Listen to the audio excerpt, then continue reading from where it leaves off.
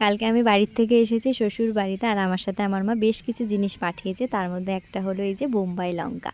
আমাদের বাড়িতে অনেকটা পরিমাণ গাছ হয়েছে, আর গাছেও না খুব পরিমাণে লঙ্কা ধরেছে। তো সেখান থেকে পাকা পাকা লঙ্কাগুলো মা সবার জন্যই পাঠিয়েছে। প্রথম দিকে লঙ্কা এনেছিলাম, তো সেইটা দেখে তোমরা অনেকেই বলেছিলে যে লঙ্কা আনতে হয় না, ঝগড়া হয়, তাই জন্য তো আনতাম না। কিন্তু এবারটা এতটা পরিমাণে লঙ্কা হয়েছে, ওই জন্য মা খুব জোর করছে যে নিয়ে যা, মানে এতটা লঙ্কা কি করবে সেইটা ভেবে আমাকে কিছুটা দিয়েছে। তবে বিনা পয়সাতে ওই লঙ্কাটা আনিনি, ওই লঙ্কার নামে মাকে 16 আনা টাকা দিয়েছে। অনেকে বলে না যে 16 আনা টাকা দিলেই সব শোধ, ঠিক সেইটা ভেবেই আর কি দিয়েছিলাম।